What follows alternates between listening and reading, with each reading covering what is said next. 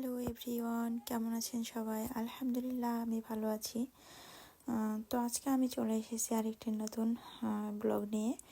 তো আমি আজকে চলে গিয়েছিলাম একটা সুন্দর একটা গ্রামে। গ্রামের ঘরবাড়িগুলো দেখতে আসলেই ভালো লাগে, মন ভরে যায় গ্রামের ঘরবাড়িগুলো দেখলে। এগুলো অনেক পুরাতন ঘরবাড়ি, পাশ দিয়ে পুকুর আছে, কলা গাছ আছে, কি সুন্দর। কিন্তু রাস্তাটা এতটাও ভালো ছিল না, এখান থেকে যেতে খুব কষ্ট হচ্ছিল। আর চারদিকে আবারও রূপ বদলের পালা শুরু হয়ে গিয়েছে আমাদের এদিকে। কিছুদিন আগে মানে এখনও হালকা আছে, আলু ছিল জমিতে, তো এখন আলু উঠানো হচ্ছে। আলু উঠানো হয়ে গেছে, পুরো মাঠ প্রায় ফাঁকা। এখন এগুলোতে আবারও ফসল ফলানো হবে, আবারও ধান করা হবে। এই যে এখনও আলু আছে, মানুষ আলুগুলো বিক্রি করে দিচ্ছে।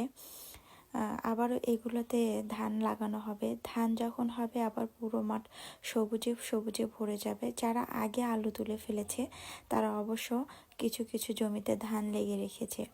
কত সুন্দর তাই না? কত মনোরম পরিবেশ, গ্রামের দৃশ্যগুলো এত সুন্দর। আর রাস্তার পাশ দিয়ে এই যে ফুলগুলো ফুটে গেছে, মানে বসন্ত আসলেই এই ফুলগুলো ফোটে। আর এর গন্ধগুলো যে এত ভালো লাগে আমার কাছে, আমি তো রেগুলারই এদের গন্ধ উপভোগ করি, খুব সুন্দর লাগে। গ্রামের মেঠো পথ মানেই সুন্দর, গ্রাম মানেই সুন্দর। আর আমি যে গ্রামে এসেছি, এই গ্রামে যে এত বাঁশঝাড়। আর এই গ্রামটার নামও বাঁশবাড়িয়া, এই জন্য বাঁশবাড়িয়া নাম রাখা হয়েছে। তো ওই তো দেখা যাচ্ছে অনেক উঁচু উঁচু বিল্ডিং, একদম অজপাড়া গ্রামের মধ্যে এত বড় একটা উঁচু বিল্ডিং। এই বিল্ডিংয়েই আমি যাচ্ছি। এদিকে আবার ধান লাগানো হয়ে যাচ্ছে, এদিকে কিছু জমিতে হাল চাষ হচ্ছে।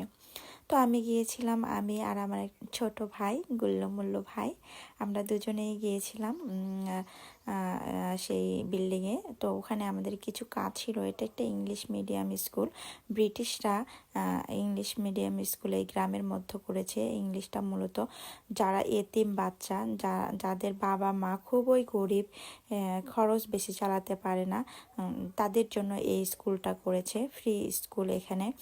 আসলে এই উদ্যোগটা বিদেশিরা খুব ভালো নিয়েছে।